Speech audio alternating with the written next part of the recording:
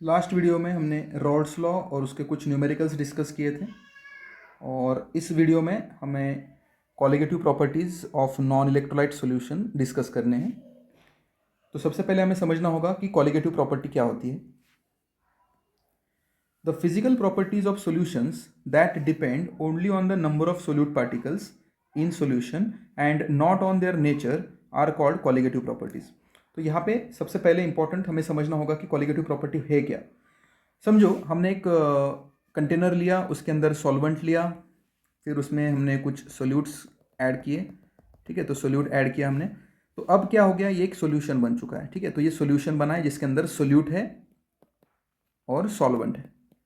तो अब इस सोल्यूशन के कुछ प्रॉपर्टीज होंगी, फिजिकल प्रॉपर्टीज, जो सिर्फ और सिर्फ सोल्यूट की क्वांटिटी कितनी है, नंबर ऑफ पार्टिकल्स सोल्यूट के कितने हैं, सोल्यूट के नंबर ऑफ पार्टिकल्स कितने हैं उसके ऊपर डिपेंड रहेंगी। तो जो प्रॉपर्टी सिर्फ सोल्यूट के पार्टिकल्स पे डिपेंड होती है और बाकी सोल्यूट का कैरेक्टर क्या है, उसका केमिकल नेचर क्या है, ठीक है, तो सोल्यूट के केमिकल नेचर पे वो डिपेंड नहीं करती, सिर्फ सोल्यूट की नंबर ऑफ मोल्स कितने हैं उस पर डिपेंड करती है। उन प्रॉपर्टीज को क्या बोला जाता है, कॉलिगेटिव प्रॉपर्टीज। तो यहाँ पे सबसे पहले इंपॉर्टेंट समझ में आ गया कि जो फिजिकल प्रॉपर्टीज सॉल्यूशन की सिर्फ और सिर्फ सोल्यूट के नंबर ऑफ पार्टिकल्स पे क्या होती है, नंबर ऑफ पार्टिकल्स पे डिपेंड होती है और वो उनके केमिकल नेचर पे बिल्कुल भी डिपेंड नहीं होती। केमिकल नेचर या केमिकल कैरेक्टर या बिहेवियर उसके ऊपर डिपेंड नहीं होती, उनको बोला जाता है कॉलिगेटिव प्रॉपर्टी। ठीक है, तो कॉलिगेटिव प्रॉपर्टी क्या होता है, the quantities, the physical properties which depend on the number of solute particles in the solution. Solute के कितने पार्टिकल्स हैं उस पर डिपेंड करती है, उसके पार्टिकल्स के काउंट पे। ठीक है, तो उसको बोला जाता है कॉलिगेटिव प्रॉपर्टीज। अब उसके एग्जांपल्स यहाँ पे दिए हैं। पहला एग्जांपल है वेपर प्रेशर लोअरिंग, उसके बाद है बॉइलिंग पॉइंट एलिवेशन, तीसरा है फ्रीजिंग पॉइंट डिप्रेशन, उसके बाद है ऑस्मोटिक प्रेशर। तो ये चार कॉलिगेटिव प्रॉपर्टीज हमें डिस्कस करने हैं। ठीक है, तो कॉलिगेटिव प्रॉपर्टीज में सबसे पहली कॉलिगेटिव प्रॉपर्टी हमें डिस्कस करनी है वेपर प्रेशर लोअरिंग। मैं फिर से बता रहा हूं कि कॉलिगेटिव प्रॉपर्टीज मतलब क्या, the physical properties of a solution which depend only on number of solute particles. मतलब सॉल्यूशन में सोल्यूट पार्टिकल्स कितने हैं उस पर डिपेंड रहने वाले प्रॉपर्टीज को क्या बोला जाता है, कॉलिगेटिव प्रॉपर्टीज। तो उसमें पहली प्रॉपर्टी है वेपर प्रेशर लोअरिंग। तो वेपर प्रेशर लोअरिंग प्रॉपर्टी समझने से पहले हमें वेपर प्रेशर क्या होता है ये समझना है। ठीक है, तो what is vapour pressure, vapour pressure when a liquid in a closed container is in equilibrium with its vapor, the pressure exerted by the vapor on the liquid is its vapor pressure। तो अब इसके लिए मुझे फिर से container लेना पड़ेगा। तो यहाँ पे मैं कंटेनर ले रहा हूँ, एक समझो कंटेनर है और इसके अंदर हमने क्या लिया है, एक लिक्विड लिया है। अब हमने इस कंटेनर को क्या किया है, बंद किया है। ठीक है, तो कंटेनर बंद है। अब क्या होगा, ये जो लिक्विड हमने लिया है उसके जो सरफेस वाले जो कुछ मोलिक्यूल्स होंगे वो वेपराइज होंगे, तो इनके वेपर बनना चालू होंगे, तो ये वेपर बनेंगे और गैस फेज में चले जाएंगे। तो यहाँ पे कुछ लिक्विड के अंदर से कुछ मोलिक्यूल क्या बन चुके हैं, गैस बन चुके हैं। तो यहाँ पे ये गैस, यहाँ पे कंटेनर क्लोज है तो यहाँ पे जमा होगा। अब ये गैस फॉर्म में कन्वर्ट होते जाएंगे, उनकी संख्या बढ़ती जाएगी, लेकिन एक लिमिट आ जाएगी, एक ऐसी लिमिट होगी कि उस लिमिट पे वो वेपर्स में बनने का जो प्रोसेस है वो कम होता हो जाएगा और वो रुक जाएगा। ठीक है, उसका भी एक लिमिट रहेगा ना कि कितना वो वेपर में कन्वर्ट होगा। हर एक लिक्विड का वेपराइज होने का एक लिमिट रहता है। तो अब क्या होगा, धीरे धीरे धीरे वेपराइजेशन रुक जाएगा। अब एक्स्ट्रा अगर कुछ वेपराइज हो गए, फिर भी सरफेस से कुछ मोलिक्यूल्स अगर वेपराइज हो गए, तो जो ऑलरेडी वेपराइज हो चुके थे, जो पुराने वाले थे, उसमें से कुछ मोलिक्यूल्स जो है वो क्या हो जाएगा, उनका लिक्विड फॉर्म में आ जाएंगे, मतलब कंडेंसेशन हो जाएगा। ठीक है, तो अल्टीमेटली एक ऐसी सिचुएशन आएगी कि जो वेपर फेज में जो मोलिक्यूल्स हैं वो क्या रहेंगे, कांस्टेंट रहेंगे। ठीक है, कांस्टेंट रहेंगे। तो ये आपको समझना, और एक तरीके से हम समझा सकते हैं इसको। समझ लीजिए कि यहाँ पे ऐसे दो रूम हैं, ठीक है, और यहाँ पे कुछ लोग जो है इस रूम में अंदर जा रहे हैं। ठीक है, तो ऐसा समझ लेते हैं कि यहाँ से कुछ लोग निकल रहे हैं और यहाँ पे जा रहे हैं, यहाँ से कुछ निकल रहे हैं, यहाँ पे जा रहे हैं। अब ऐसे होते होते होते एक ऐसी सिचुएशन आ गई कि यहाँ पे सारे लोग जो है वो सारी जितनी भी बैठने के लिए जगह थी वो सारी जगह ऑक्यूपाई हो चुकी है। अब क्या होगा, यहाँ से आने वाले इसको मैं ए बोलता हूँ और इसको बी, तो ए क्लासरूम से आने वाले जो लोग हैं जो बी में आ रहे हैं, अब क्या होगा, अब बी में जगह खाली नहीं है, तो अब क्या होगा, इसमें से किसी एक को वापस यहाँ पे जाना पड़ेगा, तब यहाँ से नया जो आएगा उसको बैठने के लिए जगह मिलेगी। तो पुराने वाले को फिर से ए में जाना पड़ेगा, तब उसके नए वाले मोलिक्यूल मतलब आदमी को जगह होने वाली है। तो यहाँ पे भी यही सिचुएशन है, ठीक है। तो यहाँ पे भी क्या होने वाला है कि धीरे धीरे जब यहाँ पे वेपराइजेशन रुक जाएगा, तो यहाँ से अगर कोई नया, ये जो ग्रीन वाला मैं वेपर दिखा रहा हूँ, ये नया वाला अगर वेपर यहाँ पे आ गया, वेपर फेज में मोलिक्यूल आ गया, तो जो पुराने येलो कलर के जो दिख रहे हैं उसमें से 3 लोगों को वापस कंडेंसेशन होकर लिक्विड में जाना पड़ेगा। तो अल्टीमेटली वहाँ पे जो number of particles in vapour state या गैस स्टेट है वो तो कांस्टेंट ही रहेगा। तो ये मैं यहाँ पे सब समझा रहा हूँ कि जब ये इक्विलिब्रियम बनेगा कि अल्टीमेटली जो नंबर ऑफ पार्टिकल्स या number of molecules in gaseous form जो है वो कांस्टेंट हो जाएगा, तो उस केस को बोला जाता है इक्विलिब्रियम कंडीशन, ठीक है। तो ये इक्विलिब्रियम कंडीशन आपको अच्छे से समझनी है, ठीक है। तो ये स्टेट में, इस स्टेट में जब यहाँ पे गैस जो है वो यहाँ पे बन चुका है, तो उसका इस लिक्विड के ऊपर एक प्रेशर रहेगा। ये इस लिक्विड के ऊपर जो प्रेशर रहेगा उस प्रेशर को क्या बोला जाएगा, वेपर प्रेशर, ठीक है। इसको बोला जाएगा वेपर प्रेशर, ठीक है। तो वेपर प्रेशर मुझे लगता है कि समझ में आ चुका है। एक बार फिर से इसमें यहाँ पे डिस्कस कर रहा हूँ। एक क्लोज कंटेनर, उसमें हमने क्या लिया है, लिक्विड, ठीक है। लिक्विड लिया, इसमें से कुछ गैस के मॉलिक्यूल्स बाहर आ रहे हैं, ठीक है। अब धीरे धीरे ये गैस के मॉलिक्यूल जो है वो पूरी जगह ऑक्यूपाई करेंगे और बाद में लिक्विड का एक लिमिट आएगा जिसमें वो और वेपराइज नहीं हो सकता। अगर फिर भी इस लिक्विड से कुछ मॉलिक्यूल्स वेपराइज हो गए, समझो ये नए वाले 2 ग्रीन कलर के मैं दिखा रहा हूँ, ये 2 अगर आ गए, तो जो पुराने वाले 2 होंगे येलो कलर के, उनको वापस कंडेंसेशन होके लिक्विड स्टेट में जाना पड़ेगा ताकि इन 2 ग्रीन वालों को जगह बन सके। तो ऐसी सिचुएशन जब होगी कि जब 2 नए आ रहे तो 2 पुराने को वापस लिक्विड में जाना पड़ रहा है, तो उस स्टेट को क्या बोला जाता है, इक्विलिब्रियम स्टेट, ठीक है। इक्विलिब्रियम स्टेट मतलब 2 नए आए तो 2 पुराने वापस लिक्विड में चले गए, तो अल्टीमेटली वहाँ पे काउंट जो है वो कांस्टेंट रहेगा, तो इसको बोला जाता है इक्विलिब्रियम स्टेट। तो इस स्टेट में, इस इक्विलिब्रियम स्टेट में ये जो गैस के अंदर कन्वर्ट होकर जो मॉलिक्यूल्स बैठे हैं उनका इस बचे हुए लिक्विड के ऊपर एक प्रेशर बनेगा, उस प्रेशर को बोला जाता है वेपर प्रेशर, ठीक है। तो वेपर प्रेशर आपको क्या है वो समझ में आ चुका होगा। अब हम देखेंगे वेपर प्रेशर लोअरिंग क्या होता है, ठीक है। तो वेपर प्रेशर लोअरिंग क्या होता है, उसके लिए हमें क्या करना पड़ेगा, सोल्यूट को सॉल्वेंट में डालने से पहले जो सॉल्वेंट प्योर था, यहाँ पे कंटेनर में हमने प्योर सॉल्वेंट लिया, उसका भी एक वेपर प्रेशर रहेगा यहाँ पे खुद का, और दूसरा जो है उसमें हमने क्या किया, सॉल्वेंट के अंदर, ये हमारा सॉल्वेंट है उसके अंदर हमने सोल्यूट भी ऐड किया है, ठीक है। ये सोल्यूट हमने ऐड किया है। तो ये 2 सिचुएशन है, पहले वाले कंटेनर के अंदर हमने प्योर सॉल्वेंट रखा है, प्योर सॉल्वेंट, और दूसरे वाले कंटेनर में हमने सोल्यूट को ऐड किया है, और सोल्यूट और सॉल्वेंट ऐड है और इसलिए यहाँ पे ये बना हुआ है सॉल्यूशन। अब यहाँ पे और एक कंडीशन आ सकती है कि जो सोल्यूट हम ऐड कर रहे हैं वो वोलेटाइल है या नॉन वोलेटाइल है, ठीक है। तो जो सोल्यूट हमने ऐड किया है उसका जो कैरेक्टर है वो मतलब वो वोलेटाइल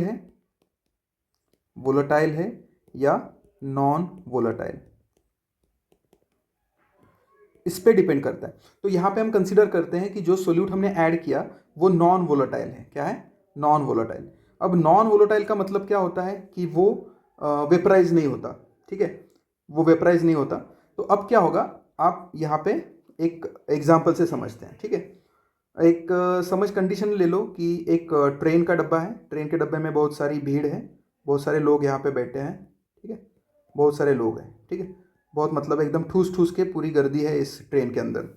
और क्या होगा, समझो इस दरवाजे के ऊपर, ये दरवाज़ा है, यहाँ से लोगों को वापस आने के बाहर निकलना है, यहाँ पे कुछ लोग खड़े हैं, ठीक है, ये येलो वाले जो लोग हैं वो यहाँ पे खड़े हैं, ठीक है। अब जब ये ट्रेन आगे जाएगी तो जब नेक्स्ट स्टेशन पे ये रुकेगी, ठीक है, समझो इस स्टेशन पे रुकने वाली है, इस स्टेशन पे गाड़ी रुकने वाली है। अब जब गाड़ी रुकेगी तो ये येलो कलर वाले जो लोग हैं, ये जो येलो कलर वाले लोग हैं जो दरवाजे के ऊपर खड़े हैं, वो अगर नहीं उतरे, ठीक है, समझो ये नॉन वोलेटाइल है। क्या है, नॉन वोलेटाइल मतलब नहीं उतरने वाले, ठीक है। तो जब ये नहीं उतरेंगे तो अंदर से जो लोग आने वाले हैं, ये जो ग्रीन कलर के लोग हैं, उनको बाहर निकलने में क्या होगी, परेशानी होगी, दिक्कत होगी।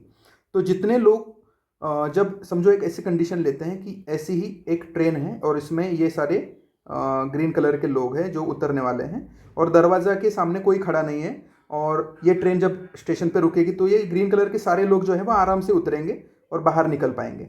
लेकिन यहाँ पे क्या होगा, इस केस में ये जो ग्रीन कलर के लोग हैं उनको उतरना है, लेकिन ये जो येलो कलर के लोग यहाँ पे बैठे हैं वो खुद भी नहीं उतरने वाले और उनको भी उतरने नहीं देंगे। तो इससे क्या होगा, इनको ग्रीन वालों को उतरने में क्या हो जाएगी, दिक्कत होगी। तो पहले वाले केस में, मतलब ये वाली जो केस है, इस केस में सारे लोग आराम से ज़्यादा लोग आराम से उतर सकते हैं, लेकिन इस वाले केस में लोगों को उतरने में दिक्कत होगी।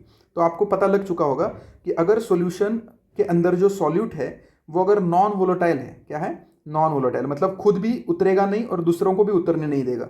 तो ऐसी वाली सिचुएशन में अगर हमने यहाँ पे सॉल्यूशन बना लिया जिसमें सॉल्वेंट के अंदर हमने नॉन वोलेटाइल, मतलब ट्रेन से ना उतरने वाला जो पैसेंजर्स है उनकी तरह सोल्यूट ऐड किया, तो अब यहाँ पे क्या होगा, अब इसको हम सॉल्यूशन के अंदर से समझ लेते हैं। ठीक है, तो अब हम सॉल्यूशन के वाले केस से समझेंगे तो आपको और अच्छे से समझ में आएगा ये। अब यहाँ पे ये कंटेनर है, यहाँ पे सॉल्वेंट है, ठीक है, और इसके अंदर हमने क्या किया है, सोल्यूट ऐड किया है। ठीक है, अब क्या होगा, जो सॉल्वेंट है वो तो वोलेटाइल है, तो उसको तो क्या करना है, वेपर बनाने हैं, तो ये वेपर फॉर्म में कन्वर्ट हो जाएंगे। ये जो मैं इसको वाइट कलर से दिखाऊंगा, वाइट कलर का सॉल्वेंट है तो उसके वाइट कलर का मैं दिखाता हूँ यहाँ पे। अब क्या होगा, ये जो येलो कलर के जो सोल्यूट है वो नॉन वोलेटाइल है, क्या है, नॉन वोलेटाइल, तो वो खुद भी वेपराइज नहीं होंगे, और ऊपर वो दोनों जो है वो, मतलब वो अपना एक जगह उसने ऑक्यूपाई किया है, तो वो खुद भी वो वेपराइज नहीं होंगे, और सॉल्वेंट के मोलिक्यूल से उन्हें भी वेपराइज होने से रोकेंगे या फिर उनको अट्रैक्ट करके रखेंगे, तो वो भी वेपराइज नहीं ज़्यादा हो पाएंगे। अगर हम सिर्फ और सिर्फ प्योर सॉल्वेंट लेते हैं, समझो इसमें हमने सिर्फ प्योर सॉल्वेंट लिया होता, ठीक है, तो ये ज़्यादा से ज़्यादा क्या हो जाता, वेपराइज हो जाता। यहाँ पे क्या होने वाला है, सोल्यूट पार्टिकल्स उसको वेपराइज ज़्यादा नहीं होने देंगे। तो इससे आपको क्या समझ में आया इस केस में, कि वेपर प्रेशर जो है वो लोअरिंग हो रहा है, मतलब कम हो रहा है। ठीक है, तो यहाँ पे आपको समझ में आना चाहिए कि प्योर सॉल्वेंट का जो वेपर प्रेशर रहता है वो ज़्यादा रहता है, और जब उसके अंदर हम नॉन वोलेटाइल सोल्यूट ऐड करते हैं तो उसका वेपर प्रेशर जो है वो कम हो जाता है। तो ये मेरे को यहाँ पे आपको बताना था। ठीक है, तो ये क्लियर हो गया, पहला वाला केस जिसमें सिर्फ और सिर्फ सॉल्वेंट है, और ये दूसरा वाला केस जिसमें सॉल्वेंट भी है और सोल्यूट भी है। तो पहले वाले केस में आराम से वेपराइजेशन हो जाएगा क्योंकि ये प्योर सॉल्वेंट है, तो यहाँ पे उसका वेपर प्रेशर ज़्यादा रहेगा, वेपर प्रेशर ज़्यादा रहेगा। और यहाँ पे जो सॉल्यूट के जो पार्टिकल्स है वो नॉन वोलेटाइल होने की वजह से वो खुद भी वेपराइज नहीं होंगे, और ये जो हमारे सॉल्वेंट के मोलिक्यूल्स है उन्हें भी वेपराइज होने से रोकेंगे। तो यहाँ पे जो सॉल्यूशन का जो वेपर प्रेशर है वो क्या हो जाएगा, वेपर प्रेशर जो है वो कम रहेगा, लो हो जाएगा, इसलिए उसको लोअरिंग ऑफ वेपर प्रेशर ऐसा बोला गया है। तो आपको समझ में आया होगा कि नॉन वोलेटाइल सोल्यूट ऐड करने के बाद सॉल्यूशन का जो वेपर प्रेशर होता है वो कम हो जाता है, और प्योर सॉल्वेंट का जो वेपर प्रेशर रहता था वो ज़्यादा रहता है। तो ये एग्जाम्पल आपको अच्छे से समझ के रखना है, और इसके लिए मैंने आपको एग्जाम्पल दिया था ट्रेन का, तो ट्रेन का एग्जाम्पल यहाँ पे रिलेट करोगे तो आपको अच्छे से समझेगा। ये पहला ट्रेन था जिसमें सिर्फ और सिर्फ उतरने वाले लोग थे, और ये दूसरा था जिसमें उतरने वाले लोग पीछे थे, और कुछ लोग जो थे वो नहीं उतरने वाले भी थे यहाँ पे। तो जो नहीं उतरने वाले लोग थे वो खुद भी नहीं उतरे, और जो उतरने वाले थे उनको भी उन्होंने रोका उतरने से। तो यही केस सॉल्यूशन के अंदर होती है। सॉल्यूशन में उतरने वाले लोग मतलब सॉल्वेंट के मोलिक्यूल्स, और उतरने नहीं देने वाले लोग मतलब नॉन वोलेटाइल सोल्यूट के मोलिक्यूल्स, सोल्यूट के नॉन वोलेटाइल सोल्यूट के मोलिक्यूल्स। ठीक है, तो ये केस है। तो यहाँ पे क्या होगा, यहाँ पे लोग आराम से उतर पाएंगे और यहाँ पे लोगों को उतरने में दिक्कत होगी। तो ये क्लियर करके रखना है कि जब प्योर सॉल्वेंट रहेगा, सिर्फ प्योर सॉल्वेंट, क्या रहेगा, प्योर सॉल्वेंट, तो उसका वेपर प्रेशर हाई रहेगा, ज़्यादा रहेगा। और अगर मैंने उस सॉल्वेंट के अंदर नॉन वोलेटाइल, मतलब ना उतरने वाला, मतलब वेपराइज नहीं होने वाला नॉन वोलेटाइल अगर सोल्यूट डाल दिया उसमें, तो उसका वेपर प्रेशर डिक्रीज हो जाता है। ठीक है, तो यहाँ पे आपको ये क्लियर हो गया होगा। अब इसको थोड़ा सा मैथमेटिकल फॉर्म में उसको एक्सप्रेस करते हैं, ठीक है।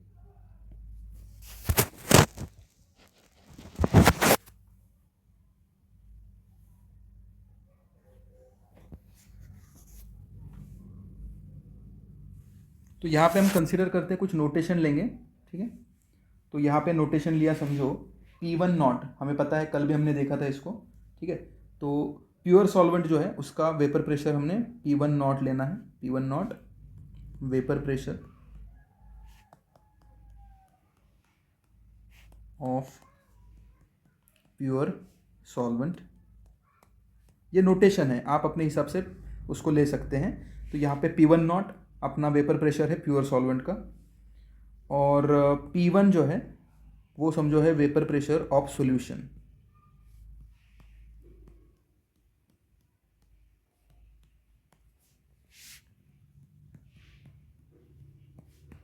इन अ सॉल्यूशन, मतलब ये भी वेपर प्रेशर सॉल्वेंट का ही है, क्योंकि अल्टीमेटली हमें मालूम है कि उतरने वाले लोग तो सॉल्वेंट ही थे। तो ये प्योर सॉल्वेंट में ज़्यादा लोग उतरेंगे और सॉल्यूशन वाला जो सॉल्वेंट रहेगा उसमें कम लोग उतरेंगे, लेकिन उतरने वाले हमेशा सॉल्वेंट रहेंगे। तो इसीलिए जो वेपर प्रेशर रहेगा वो हमेशा सॉल्वेंट का रहेगा, एक बार वो प्योर स्टेट में और एक बार सॉल्यूशन के अंदर। लेकिन वेपर प्रेशर कौन बनाएगा? सॉल्वेंट बनाएगा। तो ये आपको अच्छे से समझना है, ठीक है। अब हमने कंसीडर कर लिया है कि P1 नॉट मतलब vapour pressure of pure solvent और P1 मतलब vapour pressure of solvent in a solution. अब हमें एक चीज़ तो यहाँ पे कंप्लीटली हमें पता चल चुकी है कि ये जो P1 नॉट है वो ज़्यादा रहेगा P1 से, ठीक है। क्योंकि P1 मतलब हमने देखा था कि जिसमें ना उतरने वाले लोगों ने उतरने नहीं दिया, तो वहाँ का वेपर प्रेशर कम हुआ था। तो ये हमें पता लग चुका है कि प्योर फॉर्म में वेपर प्रेशर ज़्यादा रहेगा और सोल्यूशन के अंदर सॉल्वेंट का वेपर प्रेशर कम रहेगा, ठीक है। अब इसको अगर हमें वेपर प्रेशर लोअरिंग के फॉर्म में अगर दिखाना है तो वो हम आराम से दिखा सकते हैं कि जो बड़ी वैल्यू है उसको हम माइनस करेंगे छोटे वैल्यू में से, सॉरी छोटी वैल्यू को बड़े वैल्यू में से माइनस करेंगे। तो यहाँ पे हमें P1 नॉट जो था वो बड़ा था P1 से, तो हम P1 नॉट में से P1 को माइनस करेंगे तो कितने का डिफरेंस आया उसे हम lowering of vapour pressure lowering बोल सकते हैं और उसको हम डेल्टा P से डिनोट करेंगे। तो वेपर प्रेशर लोअरिंग को हम डेल्टा P से डिनोट करने वाले हैं। और प्योर सॉल्वेंट का जो वेपर प्रेशर था उसमें से हमने सॉल्वेंट का वेपर प्रेशर जब सॉल्यूशन में ऐड करा, हमने सोल्यूट ऐड करने के बाद जो सॉल्यूशन बना उसका जो वेपर प्रेशर था सॉल्वेंट का उसको माइनस करेंगे। तो ये जो मिलेगा उसको हम क्या बोलेंगे? डेल्टा P, और ये हमारा क्या रहेगा? Vapour pressure lowering.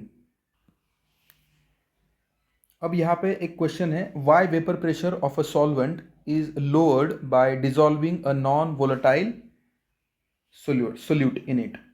तो जब भी हम प्योर सॉल्वेंट के अंदर, ये जो हमारा प्योर सॉल्वेंट है, ये हमारा सॉल्वेंट है, उस सॉल्वेंट के अंदर जब हम नॉन वोलेटाइल सोल्यूट ऐड करते हैं तो उसका वेपर प्रेशर कम क्यों होता है वो हमें देखना है। तो इसको एक्सप्लेन तो मैंने किया रेलवे का एग्जांपल लेके, अब यहाँ पे थोड़ा सा उसको और अपने केमिस्ट्री के भाषा में हम उसको समझाएंगे। देखो यहाँ पे क्या होता है कि वेपर प्रेशर किस पे डिपेंड होता है, ठीक है। वेपर प्रेशर किस पे डिपेंड होता है? वेपर प्रेशर किस पे डिपेंड होता है कि अगर कोई लिक्विड हमने कंटेनर में लिया है तो उसके मोलिक्यूल्स कितनी आराम से, कितने आसानी से गैस में कन्वर्ट होंगे या वेपराइज होंगे। जितने आराम से वो गैस में वेपराइज हो जाएंगे उतना वेपर प्रेशर उसका हाई रहेगा, ठीक है। तो वेपर प्रेशर किसके ऊपर डिपेंड है कि कितनी आराम से पार्टिकल्स जो है वो क्या हो रहे हैं? वेपर फेज में या फिर गैस के फेज में कन्वर्ट हो रहे हैं, ठीक है। तो उनको कितने आराम से वो करने को मिल रहा है।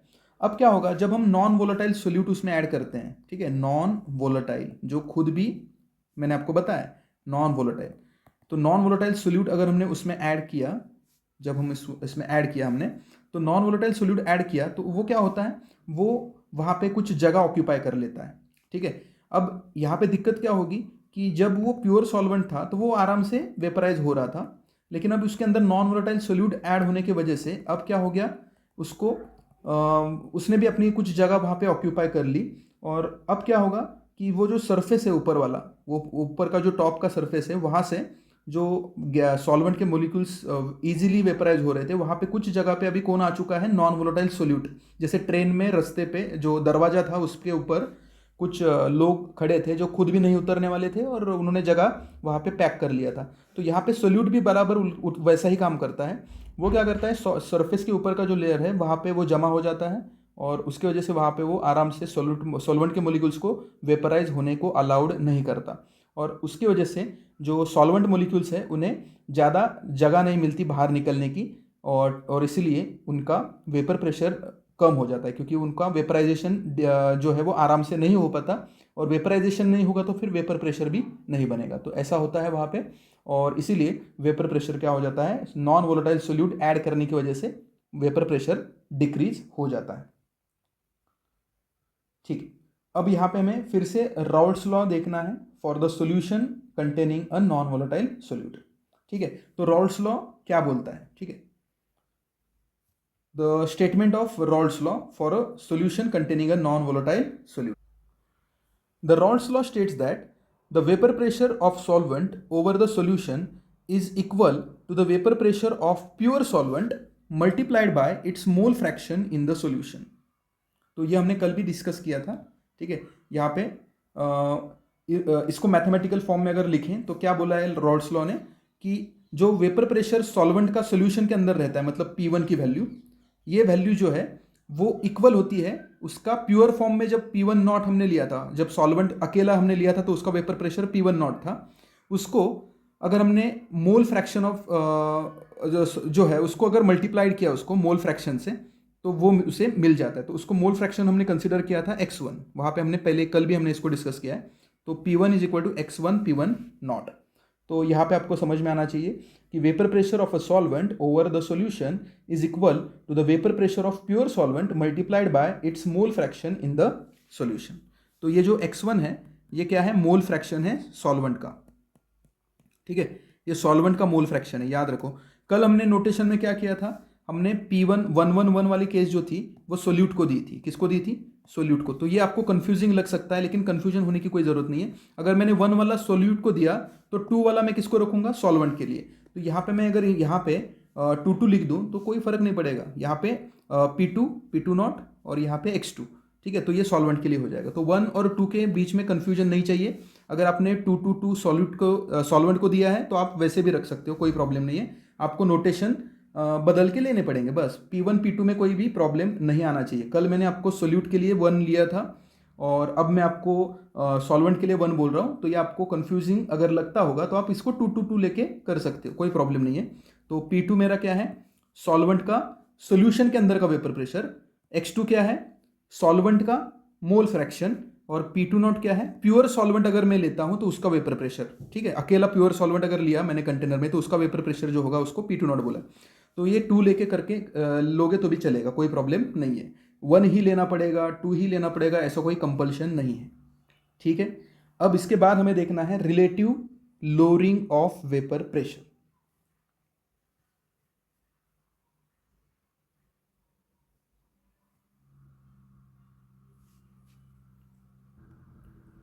So, relative lowering of vapor pressure.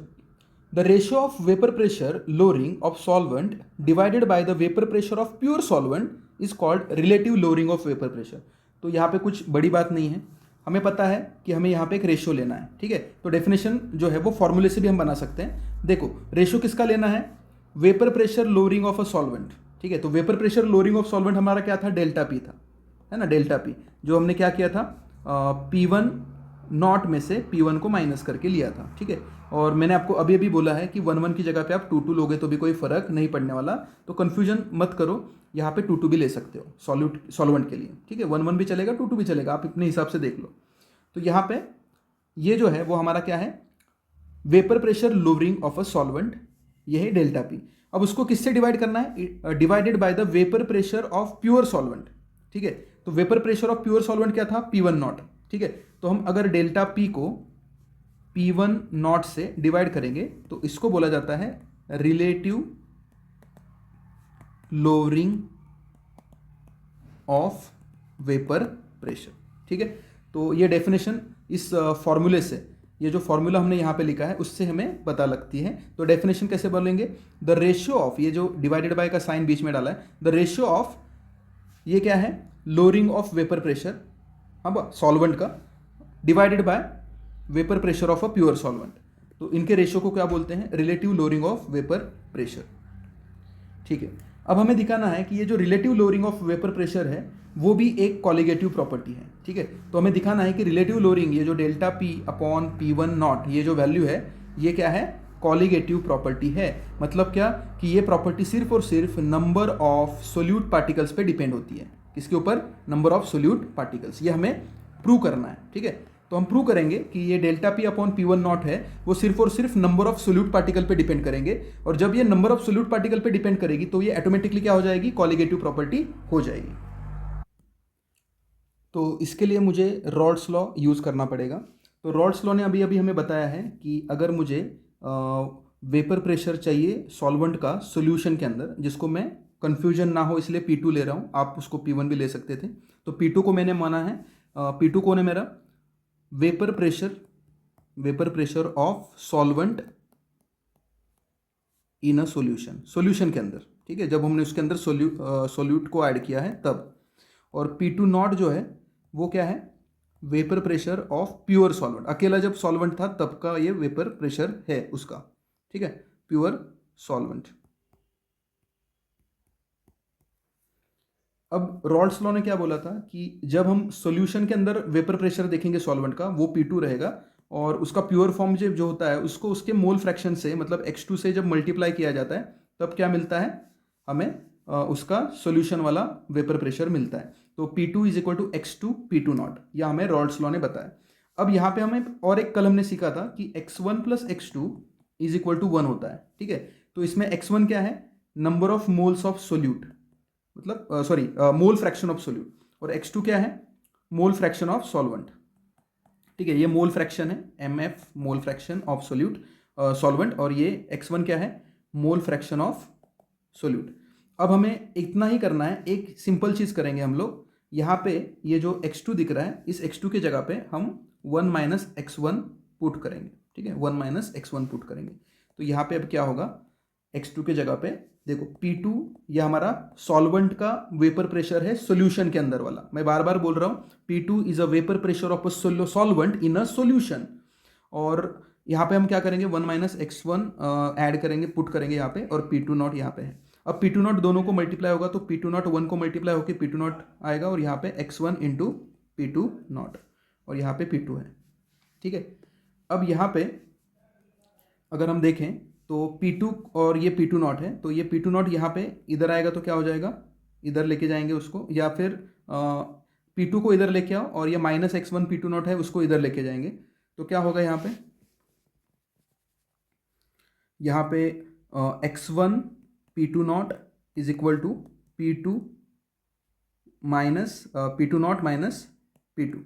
ठीक है, अब यहाँ पे क्या होगा? ये जो P2 नॉट माइनस P2 है, अभी अभी हमने इसको डिस्कस भी किया था, ये डेल्टा P है हमारा, डेल्टा P। ठीक है, वेपर प्रेशर लोअरिंग, तो ये डेल्टा P आ गया, और ये X1 P2 नॉट। अब ये P2 नॉट यहाँ पे जाके डिवाइड हो जाएगा, तो डेल्टा P के नीचे जाएगा P2 नॉट। ठीक है, और ये जो है ये हमारा है रिलेटिव लोअरिंग, और ये किसको इक्वल हो गया? X1 को। X1 क्या है? Mole fraction of solute. तो इनडायरेक्टली क्या हो गया? Delta P upon P2 not, ये जो रेशियो है हमारा, जो कि relative lowering of vapour pressure है, वो एग्जैक्टली किसको इक्वल हो गया? सोल्यूट के मोल फ्रैक्शन को। तो हमें डायरेक्टली समझ में आ गया कि delta P upon P2 not जो है वो direct mole fraction of solute पे डिपेंड करता है, मतलब number of particles, solute particles in a solution, उस पर डिपेंड करता है। ठीक है, तो इसको आराम से आप समझ सकते हो। ठीक है, एक बार यहाँ पे फिर से मैं एक्सप्लेन करता हूँ, ठीक है, आपको बेटर अंडरस्टैंडिंग मिल सके इसलिए। यहाँ पे देखो फिर से, यहाँ पे रॉल्स लॉ ने क्या बोला था? रॉल्स लॉ हमें बोल रहा था कि अगर मुझे सॉल्वेंट का सॉल्यूशन वाला वेपर प्रेशर चाहिए तो वो P2 है, और उसका प्योर फॉर्म में जो रहता है P2 नॉट, उसको सॉल्वेंट के मोल फ्रैक्शन से, मतलब X2 से मल्टीप्लाई करेंगे तो हमें क्या मिलेगा? उसका सॉल्यूशन वाला वेपर प्रेशर मिलेगा। तो यहाँ पे P2 कौन है? Vapour pressure of solvent in a solution, मतलब सॉल्यूशन के अंदर जब सोल्यूट ऐड किया था। उसके बाद P2 नॉट कौन है? Vapour pressure of pure solvent, मतलब जब अकेला सॉल्वेंट हम लेंगे कंटेनर के अंदर तब उसका अकेले का जो रहेगा। और हमने पहले डिस्कस किया है कि P2 नॉट जो होगा वो ज़्यादा रहता है हमेशा P2 से, इसलिए हमने डेल्टा P जो हमारा लोअरिंग ऑफ वेपर प्रेशर मिला था वो क्या था, P2 नॉट माइनस P2। ये हमने पहले ही डिस्कस करके लिया है, ठीक है, ये हमें पहले ही पता है। अब ये हमें समझ में आ गया। अब यहाँ x2 कौन है, x2 कौन है, मोल फ्रैक्शन है। क्या है, मोल फ्रैक्शन। किसका मोल फ्रैक्शन है, सॉल्वेंट का। किसका है, सॉल्वेंट का। कल मैंने 2 सब सॉल्वेंट को दिया था, इसलिए मैं जानबूझ के अभी 2 सॉल्वेंट को दे रहा हूँ, कुछ फर्क नहीं पड़ने वाला।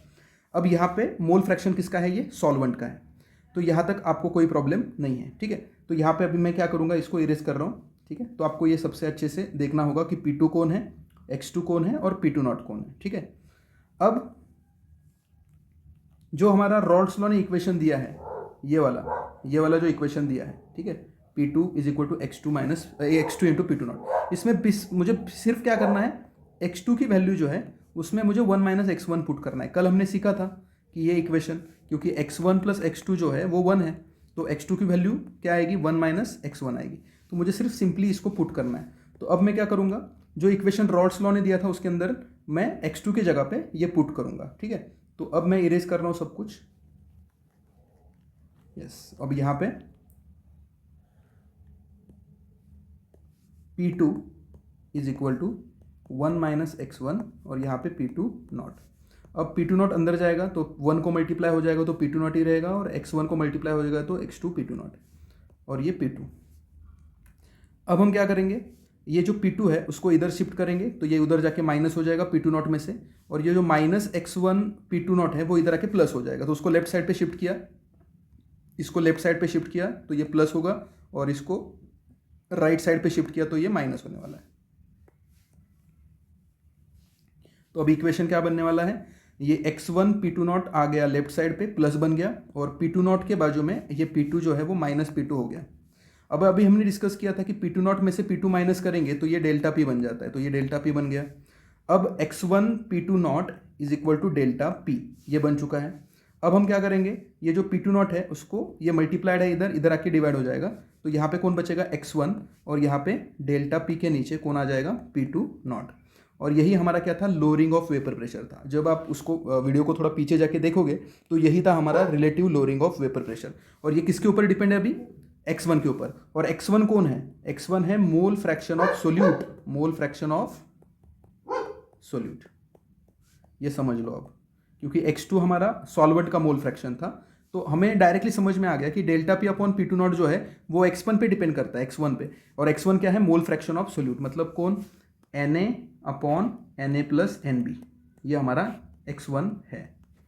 तो इनडायरेक्टली ये नंबर ऑफ सोल्यूट पार्टिकल पे डिपेंड करता है, और अगर ये नंबर ऑफ सोल्यूट पार्टिकल पे डिपेंड कर रहा है इसका मतलब ये कौन है, ये कॉलिगेटिव प्रॉपर्टी है। तो हमने प्रूव कर दिया कि relative lowering of vapour pressure is a colligative property.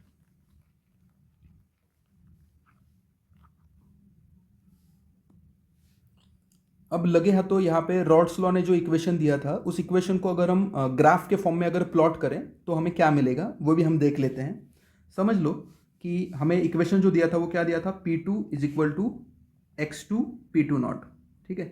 तो हम यहाँ पे क्या करते हैं, x एक्सिस और y एक्सिस कंसीडर करते हैं, ठीक है। ये हमारा y एक्सिस है, ये x एक्सिस है, ठीक है। और हम क्या करेंगे, y एक्सिस पे ऊपर हम लेंगे वेपर प्रेशर ऑफ सॉल्वेंट। यहाँ पे क्या लेंगे हम लोग, y एक्सिस पे वेपर प्रेशर ऑफ सॉल्वेंट, ठीक है। और x एक्सिस पे हम क्या लेंगे, मोल फ्रैक्शन। क्या लेंगे, मोल फ्रैक्शन किसका, सॉल्वेंट का ही लेंगे, क्योंकि यहाँ पे x2 मतलब कौन होता है, मोल फ्रैक्शन ऑफ सॉल्वेंट।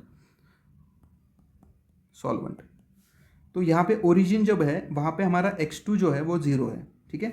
और यहाँ पे वो मैक्सिमम क्या बन सकता है, 1 बन सकता है, x2 की वैल्यू मैक्सिमम 1 बन सकती है, तो यहाँ पे 1 है। तो अब हम एक बार x2 की वैल्यू 0 पुट करेंगे, तो P2 is equal to 0 into P2 not, तो आंसर क्या आएगा, 0 आएगा। तो हमें पता लग चुका है कि जब x2 की वैल्यू 0 होगी तो P2 भी 0 होगा, तो वेपर प्रेशर भी 0 होगा। तो मुझे बताओ कि P2 भी 0 आएगा जब x2 की वैल्यू क्या होगी, 0। तो 0,0 तो ये वाला पॉइंट मिला हमें, ओरिजिन वाला, तो एक पॉइंट हमें मिल चुका है। अब दूसरा पॉइंट, अब दूसरा वैल्यू हमें पता है कि x2 की वैल्यू क्या हो सकती है, 1 हो सकती है। जब x1 की वैल्यू 0 होगी तब x2 की वैल्यू 1 होती है, क्योंकि दोनों की एडिशन 1 आती है ना। तो x1 जब 0 होगा तब x2 1 हो जाएगा। तो यहाँ पे अगर मैं 1 पुट करूँगा तो p2 की वैल्यू जो है वो डायरेक्टली p2 नॉट बन जाएगी। क्या बन जाएगी? p2 not. x2 की वैल्यू 1 होगी तो दूसरा पॉइंट हमें जो मिलेगा वो x2 की वैल्यू 1 होगी। x2 की वैल्यू जब 1 होगी यहाँ पे, तब उसका जो यहाँ पे अगर एक्सेस बना लिया हमने, ठीक है, तो यहाँ पे हमें यहाँ पे कहीं पे तो p2 नॉट मिल जाएगा, p2 नॉट। तो इसको और इसको जोड़ देंगे अभी, ठीक है। तो ये जो ग्राफ है वो हमें क्या मिल रहा है? ऐसे स्ट्रेट लाइन, ठीक है। और ये जो ग्राफ है वो क्या दिखा रहा है? p2 is equal to x2 p2 not. तो ये ग्राफिकल रिप्रेजेंटेशन भी हमें समझ में आ गया कि एक स्ट्रेट लाइन मिलती है, ठीक है। ओके,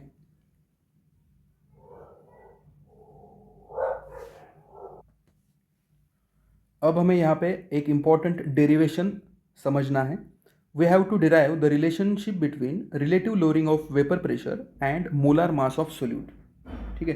तो यहाँ पे हमें एक इक्वेशन मिल चुका है कि अगर हमने relative lowering of vapour pressure मतलब delta P upon P1 P2 not, क्योंकि मैंने 2 किसको लिया है? सॉल्वेंट को।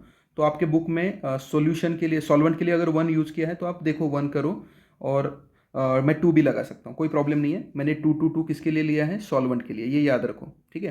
तो 1 वाली केस किसके लिए लेंगे? सॉल्यूट के लिए लेंगे। किसके लिए लेंगे? सॉल्यूट के लिए। तो हमेशा याद रखो, यही कंडीशन अगर आप रखोगे तो भी चलेगा, कोई प्रॉब्लम नहीं आएगा। तो ये है हमारा और इसका हमारा इक्वेशन क्या मिला था? x1, ठीक है। ये है सोल्यूट का मोल फ्रैक्शन। तो ये अभी हमने डिराइव भी किया है। अब इसको यूज़ करेंगे, और इसको यूज़ करते करते हम लोग क्या करेंगे? रिलेशनशिप फाइंड करेंगे relative lowering of vapour pressure की, मतलब इसकी किसके साथ? मोलार मास ऑफ सोल्यूट के साथ। मतलब सोल्यूट का जो मोलार मास रहेगा उसको हम बोलेंगे m1, ठीक है। m1 क्या रहेगा? Molar mass of solute. तो अब इसको हमें क्या करना है? इन दोनों के बीच का रिलेशनशिप फाइंड करना है, ठीक है। तो इसी इक्वेशन से हम शुरू करेंगे, ठीक है। तो यहाँ पे हमने delta P upon P2 not is equal to x1, ये हमने जो फाइंड आउट किया है वो लिखा। इसमें कोण क्या है पहले समझ लो। डेल्टा पी कोण है, डेल्टा पी है P2 नॉट माइनस P2, है कि नहीं। P2 नॉट मतलब अकेले सॉल्वेंट का वेपर प्रेशर, और P2 मतलब जब हमने सोल्यूट ऐड किया सॉल्वेंट के अंदर, नॉन वोलेटाइल सोल्यूट, और जब उसने अपना रास्ता मतलब अड़ाया किसका? सॉल्यूशन का, सॉल्वेंट का, तब उसका वेपर प्रेशर। तो हमें फिर से यहाँ पे लिख रहा हूँ कि P2 क्या है? Vapour pressure of solvent in a solution, मतलब सॉल्यूशन में जब सॉल्वेंट ऐड होने के बाद जो वेपर प्रेशर था सॉल्वेंट का, वो वाला। और P2 नॉट मतलब vapour pressure of pure solvent, जब सॉल्वेंट अकेला था, ठीक है। तो ये आपको समझना है, ठीक है। और x1 क्या है? सोल्यूट के मोल फ्रैक्शन है, सोल्यूट के, किसके? सोल्यूट के मोल फ्रैक्शन, ठीक है। तो ये यहाँ तक हमें क्लियर हो चुका है। अब हमें सॉल्व करना है। हमें x1 का फॉर्मूला पता है। x1 इज इक्वल टू क्या होता है? मोल फ्रैक्शन का फॉर्मूला क्या था? Na upon Na plus NB। इसमें Na क्या था? Number of moles of solute, A for solute, B for solvent. अब यहाँ पे मैं कंफ्यूजन ना हो इसलिए 1 यूज कर रहा हूँ, ठीक है। तो आप समझ लो आराम से, आपको अभी समझ में आएगा। 1 नंबर सोल्यूट के लिए और 2 नंबर सॉल्वेंट के लिए, ठीक है। तो ये x1 का फॉर्मूला क्या बनेगा यहाँ पे?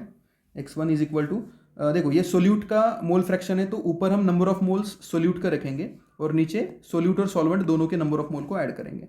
अगर वैसे ही x2 का फॉर्मूला अगर निकालना होगा तो n2 को ऊपर रखा जाएगा, सॉल्वेंट के नंबर ऑफ मोल्स को। n2 कौन है? Number of moles of solvent, ठीक है। सॉल्वेंट के कितने मोल्स है वो, और n1 क्या है? n1 सोल्यूट के नंबर ऑफ मोल्स, ठीक है। तो ये आपको समझना हो, ठीक है। तो इसका फॉर्मूला क्या बनेगा? n1 प्लस n2 नीचे रहेगा ही रहेगा।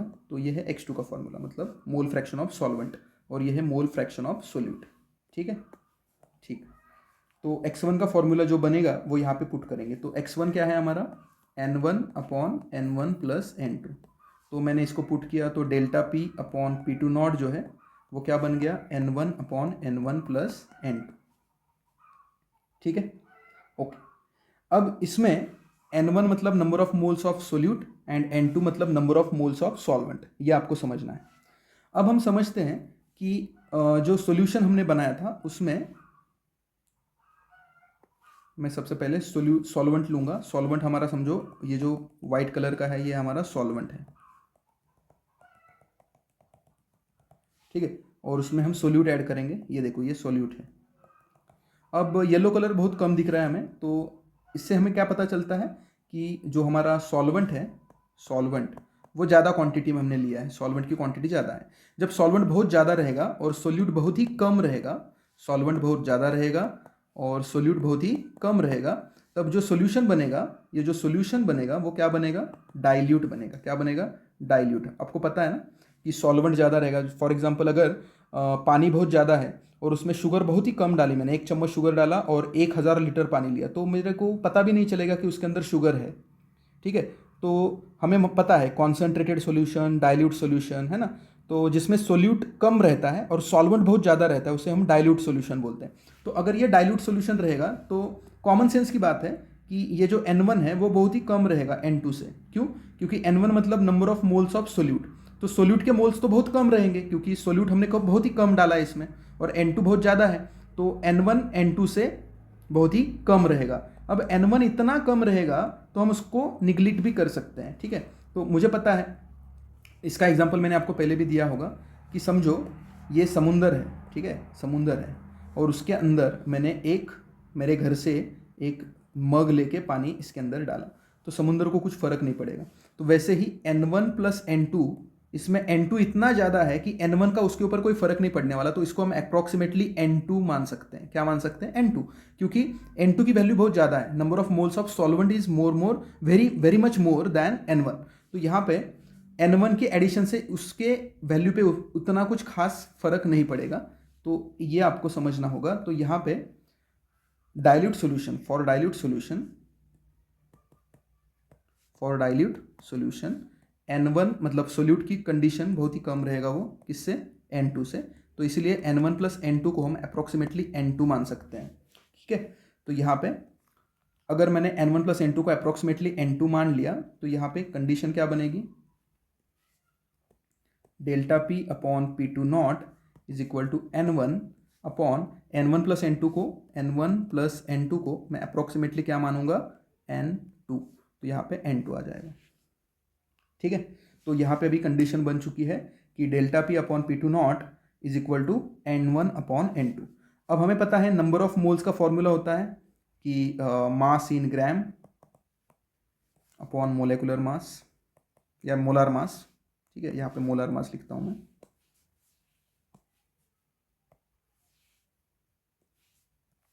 मोलार मास, ठीक है। तो ये फॉर्मूला है नंबर ऑफ मोल का। तो यहाँ पे N1 का फॉर्मूला क्या बनेगा, N1 का फॉर्मूला होगा उसका जो मास है उसको मैं M1 मानता हूँ, मास इन ग्राम को, और कैपिटल M1 जो है वो उसका मोलार मास है। और N2 का फॉर्मूला क्या बनेगा, M2, और नीचे आएगा कैपिटल M2। मोलार मास को कैपिटल M मानेंगे। आपके बुक में मुझे लगता है बुक के अंदर W1 मास इन ग्राम को यूज़ किया है और W2 मास इन ग्राम, तो यहाँ पे आप W1 W2 भी यूज़ कर सकते हो, ठीक है। तो आपके हिसाब पे है M1 M2 भी करो, NCERT के अंदर M1 M2 किया है, आप W1 W2 भी कर सकते हो। तो अभी हमें सिर्फ क्या करना है, ये जो कंडीशन यहाँ पे ये जो N1 अपॉन N2 है इसमें सिर्फ वो फॉर्मूले पुट करने हैं, ठीक है। तो यहाँ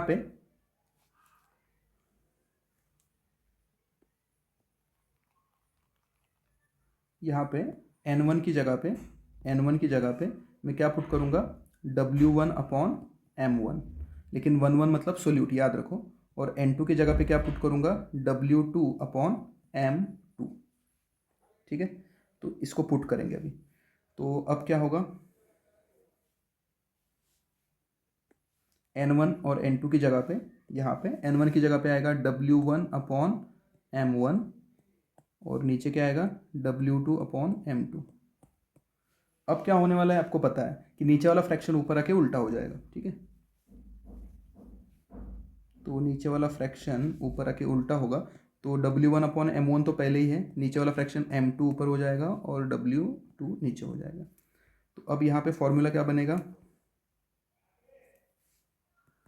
W1 M2 upon M1 W2, ठीक है। तो यहाँ पे delta P upon P2 not, इसका फॉर्मूला ये बन चुका है। तो ये हमारा जो फॉर्मूला मिला इस फॉर्मूले को हम न्यूमेरिकल्स को सॉल्व करने के लिए भी यूज़ कर सकते हैं, ठीक है। तो ये हमारा फॉर्मूला है। अब इसमें कौन क्या है आपको पता है, 1 मतलब सोल्यूट का है, ठीक है। तो अभी कन्फ्यूजन होगा ही नहीं। तो W1 क्या है, mass in gram of solute, mass in gram of solute, ठीक है। M2 क्या है, molar mass of solvent, molar mass of solvent. M1 क्या है, molar mass of solute, molar mass of solute. और W2 क्या है, वे मास इन ग्राम किसका, सॉल्वेंट का, W2 सॉल्वेंट का मास इन ग्राम। तो यहाँ पे आपको अभी कोई कंफ्यूजन नहीं होगा। तो ये फॉर्मूला हमने डिराइव कर लिया है, ये थ्योरी में भी आ सकता है, इसके न्यूमेरिकल्स तो बहुत ही फेमस है, एग्जाम में भी आ चुके हैं। तो अब हम क्वेश्चन देखते हैं, क्या क्वेश्चन पूछा है हमें यहाँ पे। The vapour pressure of water at 20 degree Celsius is 17 mm mercury. What is the vapor pressure of solution containing 2.8 gram urea in 50 gram of water? ठीक है। तो सबसे पहले हम क्या करेंगे, इसको अच्छे से समझेंगे, कौन सा फॉर्मूला लगाना है, क्या करना है, ठीक है। तो इससे हमें आइडिया लगेगा कि हमें क्या करना है, ठीक है। तो यहाँ पे सबसे पहले वेपर प्रेशर ऑफ वाटर कितना दिया है, 20 डिग्री सेल्सियस पे 17 mm मर्क्यूरी, ठीक है। और फिर उसका सोल्यूशन का वेपर प्रेशर निकालने को बोला है जब उसके अंदर हमने 2.8 ग्राम यूरिया डाला है और 50 ग्राम उसके अंदर पानी था। तो यहाँ पे पानी सॉल्वेंट का काम कर रहा है और यूरिया सोल्यूट का काम कर रहा है, इतना तो हमें समझ में आ चुका है। तो सबसे पहले हम यहाँ पे गिवन लिखेंगे, ठीक है। तो यहाँ पे सॉल्वेंट का काम कौन कर रहा है, वाटर। तो वाटर के लिए हम लोग P2 कंसिडर करेंगे, और प्योर जब सिर्फ अकेला वाटर लिया था तब उसका जो प्योर वाटर का जो वेपर प्रेशर था वो 17 mm मर्क्यूरी है, तो P2 नॉट हमें दिया है, ठीक है। उसके बाद उन्होंने मास इन ग्राम दिया है यूरिया का। अब यूरिया का मास इन ग्राम दिया है तो इसका मतलब ये तो सोल्यूट है, तो उसका W1 कंसिडर करेंगे हम लोग, 2.8 ग्राम W1। और 50 ग्राम वाटर का दिया है तो उसको W2 मानेंगे, क्योंकि सॉल्वेंट का हमने W2 कंसिडर करना है, तो 50 ग्राम वाटर के लिए हमने ले लिया। अब हमें ये 3 क्वांटिटीज़ दिए हैं। अब और 2 क्वांटिटीज़ हमें आराम से फाइंड आउट हो सकते हैं। यूरिया जो है उसका जो केमिकल फॉर्मूला होता है वो क्या होता है, वो अगर पता लग गया तो उसका यूज़ करके हम उसका मोलार मास निकाल सकते हैं। क्या निकाल सकते हैं, मोलार मास, ठीक है। और वाटर जो है उसका भी मोलेकुलर फॉर्मूला अगर हमें पता है तो उसका भी हम क्या निकाल सकते हैं, मोलार मास। तो यूरिया हमारा सोल्यूट है तो उसका मोलार मास M1 रहेगा, और वाटर हमारा सॉल्वेंट है तो उसका मोलार मास को हम M2 मानेंगे। हम दोनों को क्या करेंगे, दोनों का मोलार मास फाइंड आउट करेंगे। तो हमें और 2 चीज़ें समझ में आ सकती है, गिवन में हमें इनडायरेक्टली दी है। वो है हमारा सबसे पहले molar mass of urea and molar mass of water. तो ये भी हम कैलकुलेट करेंगे by using their molecular formula, ठीक है। ओके, तो सबसे पहले हम क्या करते हैं, इनके मोलार मासेस फाइंड करेंगे। अब इससे क्या होगा, अब देखो हमें P2 नॉट दिया है, हमें W1 मिला है, W2 मिला है, M1 मिला है, M2 मिला है। तो अभी हमारा फॉर्मूला जो बना था वो क्या था कि relative lowering of vapour pressure जो था, ठीक है, उसमें हमें फॉर्मूला क्या मिला था, N1/N2, ठीक है। तो N1/N2 के अंदर, तो यहाँ पे N1 और N2 की वैल्यू हमने पुट की थी और उसके बदौलत हमें यहाँ पे एक फॉर्मूला मिला था। N1 की जगह पे हमने पुट किया था W1/M1 और N2 के जगह पे हमने पुट किया था W2/M2। तो नीचे वाला फ्रैक्शन ऊपर आके उल्टा हुआ और W1/M1 इंटू M2/W2, ऐसा क्वेश्चन ऐसा फॉर्मूला हमारा बन गया था, ठीक है। तो ये हमारा फॉर्मूला है W1M2/M1W2,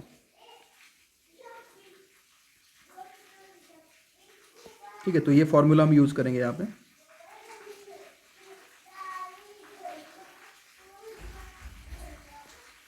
यहाँ पे ऊपर लिख के लेता हूँ मैं formula, delta P/P2 not is equal to W1M2/M1W2, ठीक है। ओके, तो इसमें से हमें क्या क्या वैल्यूज़ पता है वो आराम से देखें। यहाँ पे हमें प्योर वाटर का जो सॉल्वेंट है हमारा उसका वेपर प्रेशर दिया है, ये हमें पता है। W1 और W2 हमें पता है, डायरेक्ट दिया है, यूरिया का और वाटर का मास इन ग्राम। और M2 और M1 हम आराम से कैलकुलेट कर सकते हैं। तो अब यहाँ पे बचा कौन, डेल्टा पी बचा, ठीक है। और डेल्टा पी कौन होता है, P2 माइनस P2, ठीक है। अब इसमें से P2 तो पहले ही पता है, तो डेल्टा पी पता लग जाएगा, फिर P2 यहाँ पे पुट करेंगे, तो P2 मतलब हमारे सॉल्वेंट का vapour pressure of solvent in a solution हमें मिल जाएगा, इन अ सॉल्यूशन, यही हमें निकालने को बोला है। तो एकदम स्ट्रेट फॉरवर्ड क्वेश्चन है, एग्जाम में भी आता है, तो आपको आराम से इसको सॉल्व करना है। तो इसके लिए हमें क्या करना पड़ेगा, सबसे पहले मोलार मासेस जो है वो फाइंड करने पड़ेंगे। पानी का तो मोलार मास आपको पता है, ठीक है। तो मोलेकुलर फॉर्मूला जो है पानी का वो है H2O, तो इसका यूज़ करके हम इसका मोलार मास निकालेंगे, और इसको मैं M2 बोलूँगा क्योंकि सॉल्वेंट है ना ये, तो वाटर इज अ सॉल्वेंट, तो M2 हमारा निकालेंगे। तो 1 × 2, हाइड्रोजन का एटॉमिक मास 1 होता है, उसको 2 से मल्टीप्लाई किया, और ये कितना है अपना 16, तो ये कितना आएगा 2 + 16 दैट इज 18U, ये हमारा मोलार मास मिला 18U, किसका, वाटर का। अब वैसे ही हम लोग किसका करेंगे,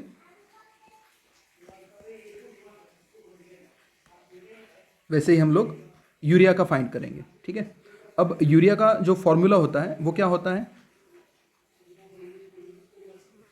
यहाँ पे फॉर्मूला लिखता हूँ मैं, ठीक है। यहाँ पे यूरिया का मोलेकुलर फॉर्मूला जो होता है वो होता है NH2CONH2, ठीक है, NH2CONH2, तो ये हमारा फॉर्मूला है, ठीक है।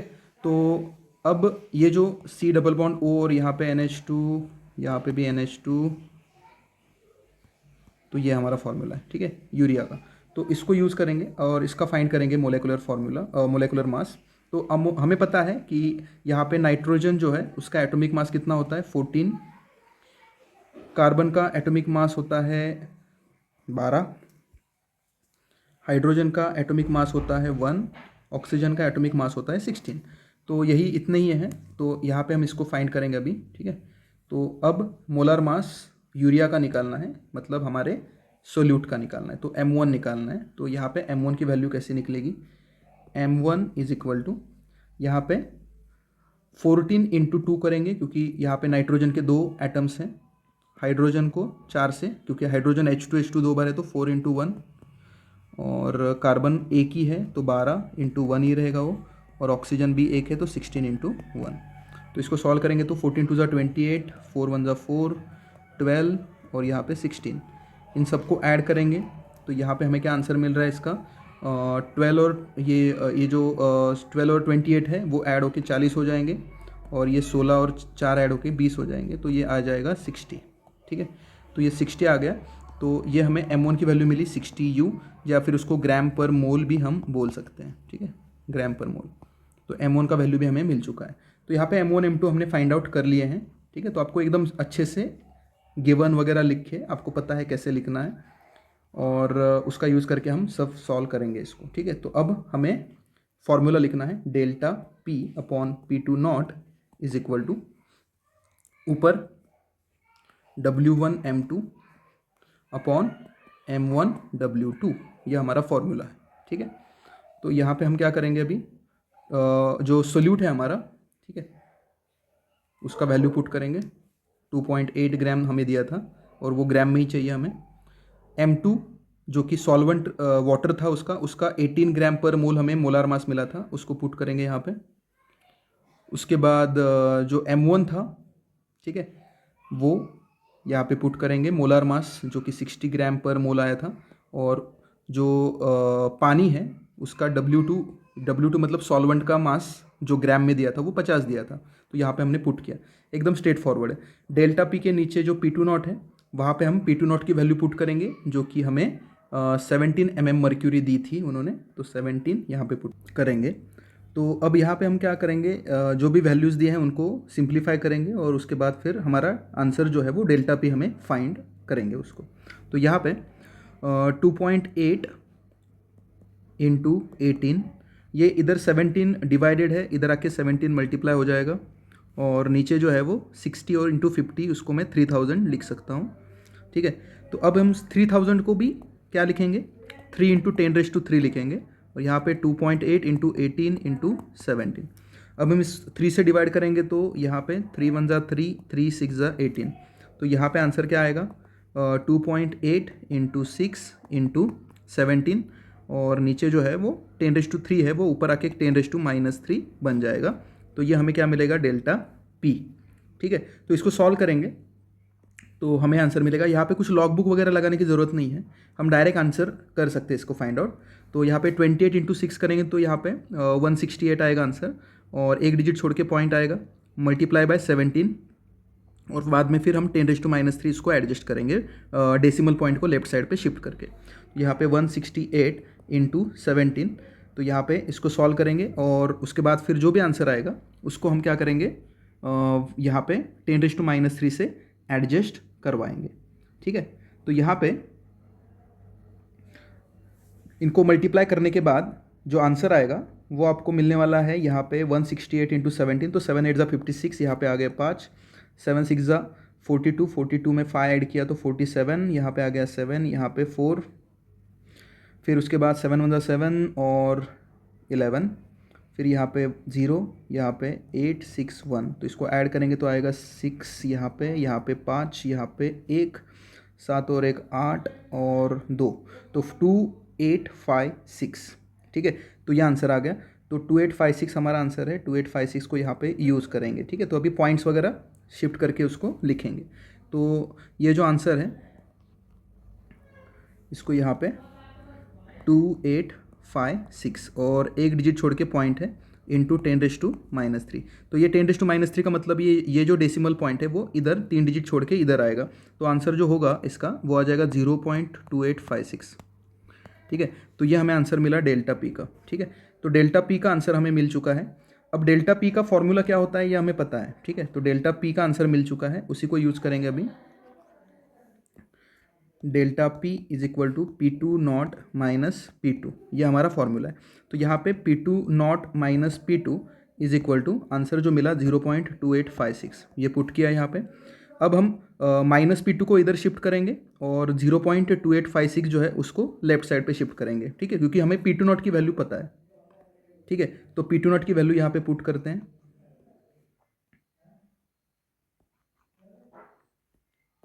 P2 की वैल्यू जो है वो क्या है, 17 mm मर्क्यूरी, माइनस जो हमारा 0.2856 mm मर्क्यूरी है उसको उसमें से माइनस करेंगे, तो जो आंसर बचेगा वो हमारा क्या रहेगा, P2। ठीक है, तो ये हमारा आंसर मिलने वाला है। तो आप इसको आराम से सब्ट्रैक्ट करो, 7.0000 और यहाँ पे 0.2856 सब्ट्रैक्शन करो, जो आंसर मिलेगा वो भी mm मर्क्यूरी में मिलेगा। अब यहाँ पे एक दूसरा क्वेश्चन है जो कि आपको टेक्स्ट बुक में सॉल्व करके दिया है। ठीक है, तो टेक्स्ट बुक का शॉर्ट एग्जांपल है, a solution is prepared by dissolving 394 gram of a non volatile solute in 622 gram of water. The vapour pressure of solution is found to be 30.74 mm mercury at 30 degree Celsius. If vapor pressure of water at 30 degree Celsius is 31.8 mm mercury, what is the molar mass of solute? तो ये भी एक straight forward question है, आप आराम से इसको हम सॉल्व कर सकते हैं। तो यहाँ पे आप देखो क्या क्या दिया है आपको। तो यहाँ पे क्या क्या दिया है वो पहले समझ लेते हैं। सॉल्यूशन को हमने प्रिपेयर किया है bye dissolving 394 gram of non volatile solute. तो हमें सोल्यूट का मास इन ग्राम दिया है, मतलब हमें W1 दिया है। ठीक है, 394 ग्राम। ठीक है, सोल्यूट का मास इन ग्राम।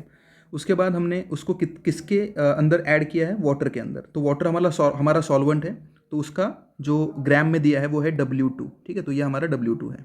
तो W1 दिया है, W2 दिया है। उसके बाद उन्होंने बोला है कि vapour pressure of solution is found to be 30.74 mm।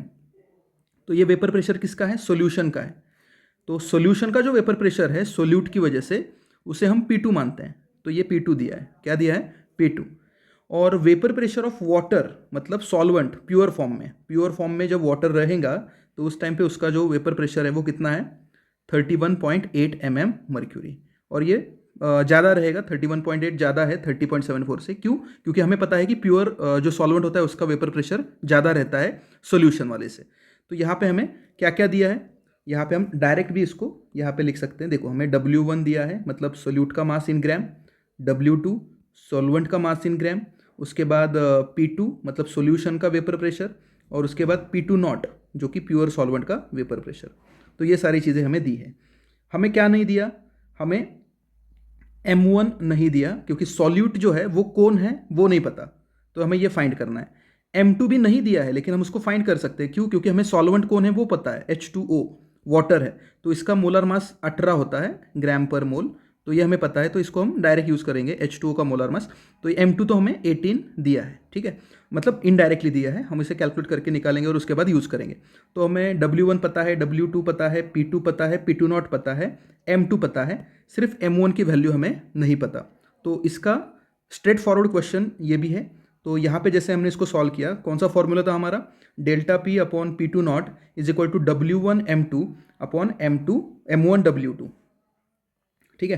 तो यहाँ पे यही फॉर्मूला हम यूज़ करेंगे, ठीक है, यही फॉर्मूला हमें यूज़ करना है, ठीक है। इसको यही से उठाता हूँ मैं, ठीक है। तो यहाँ पे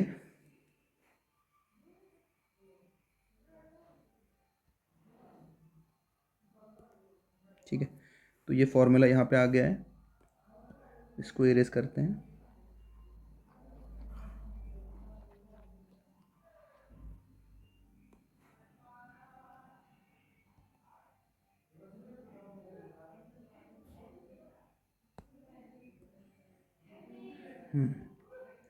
तो ये फॉर्मूला हम यहाँ पे यूज़ करेंगे।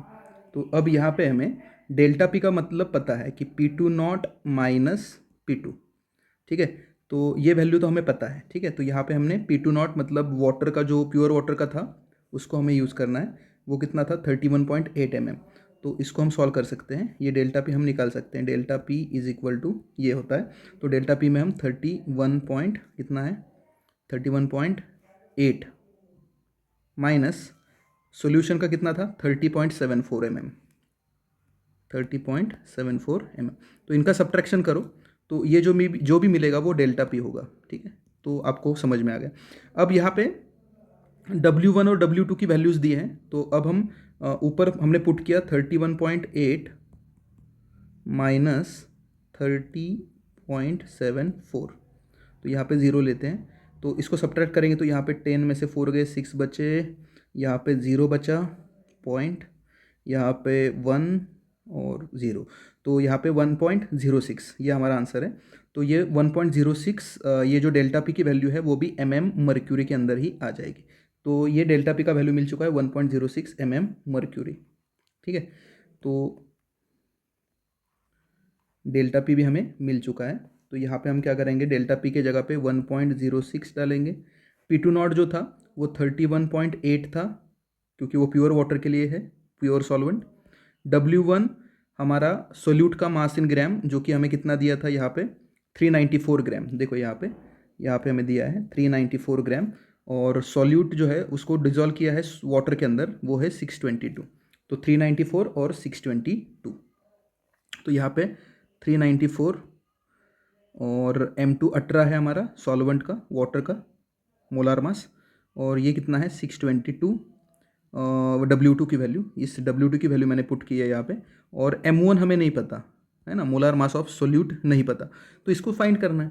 अब यहाँ पे मुझे एक चीज़ बोलो, ये M1 इधर डिवाइडेड है, इधर आके मल्टीप्लाई हो जाएगा, तो हम क्या करेंगे M1 को लेफ्ट साइड पे शिफ्ट करेंगे, और बाकी सारी चीज़ें अभी 394 इंटू 18 डिवाइडेड बाय 622 है। अब ये 31.8 यहाँ पे नीचे था, तो राइट साइड पे आएगा तो ऊपर आ जाएगा, और 1.06 नीचे चला जाएगा।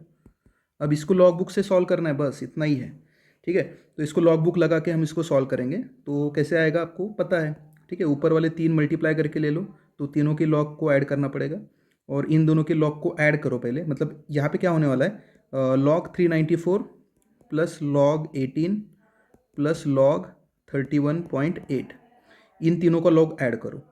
फिर ये दोनों मल्टीप्लिकेशन में है, तो यहाँ पे इन तीनों का जो लॉग ऐड किया उसको पहले लेना है, फिर माइनस साइन डालो, और फिर ब्रैकेट के अंदर लॉग 62 प्लस लॉग 1.06, ठीक है।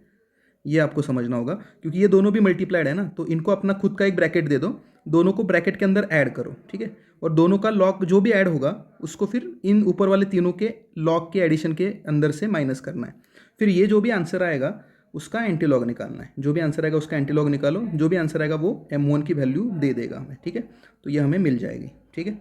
अब उसके बाद और एक क्वेश्चन यहाँ पे दिया है, vapour pressure of pure benzene, ये भी हमारा सॉल्वेंट का काम करेगा। प्योर बेंजीन, ये अब देखो ये बहुत ही कीवर्ड इंपॉर्टेंट है। प्योर बेंजीन मतलब बेंजीन तो सॉल्वेंट ही रहता है, तो प्योर बेंजीन का वेपर प्रेशर कितना दिया है 640 mm मर्क्यूरी, तो हमें पता है ये P2 नॉट दिया है। प्योर वेपर प्रेशर दिया है मतलब प्योर बेंजीन का P2 नॉट। उसके बाद उसके अंदर एक नॉन वोलाटाइल सोल्यूट ऐड किया, जो कितना ऐड किया है, उसका मास कितना है 2.315 ग्राम, तो ये W1 दिया है, ठीक है, ये W1 दिया है। फिर उसके बाद 49 जो ग्राम है वो W2 मतलब सॉल्वेंट का मास है ग्राम में, तो W2 दिया है ना, ग्राम में सॉल्वेंट का मास। और ये छोटा जो मास है वो सोल्यूट का होगा, क्योंकि सोल्यूट हमेशा लेसर क्वांटिटी में ऐड करते हैं हम लोग, हमने बेसिक कंसेप्ट में सीखा था। The vapour pressure of the solution is 600 mm mercury, ये हमारा दिया है P2, है ना, सोल्यूशन वाला वेपर प्रेशर। तो हमें सोल्यूट का मोलर मास निकालना है। तो एग्जैक्टली जो अभी क्वेश्चन हमने डिस्कस किया वही क्वेश्चन है, सिर्फ वहाँ पे सॉल्वेंट का काम वाटर कर रहा था, यहाँ पे सॉल्वेंट का काम जो है वो हमारा बेंजीन कर रहा है, जो C6H6 होता है। और इसका मोलर मास कैसे निकालेंगे, 12 × 6 करेंगे, है ना, 12 एटॉमिक मास होता है कार्बन का, तो 12 × 6 प्लस 1 × 6, तो इसका आंसर 12 6 72 प्लस 6 78, ठीक है, 78 ग्राम पर मोल, ये मोलर मास है हमारे सॉल्वेंट का, मतलब ये M2 है। तो सेम तरीके से हम M1 को लेफ्ट साइड पे रख के इसका आंसर निकालेंगे, तो आपको ये भी क्वेश्चन आराम से आ जाएगा। ये तीनों न्यूमेरिकल एकदम परफेक्ट आपको सॉल्व करने हैं। तो अगले लेक्चर के अंदर हम नेक्स्ट जो टॉपिक है हमारा, जो भी हमारा बॉइलिंग पॉइंट एलिवेशन है, फ्रीजिंग पॉइंट डिफ्रेशन वगैरह, ऑस्मोटिक प्रेशर, वो डिस्कस करेंगे।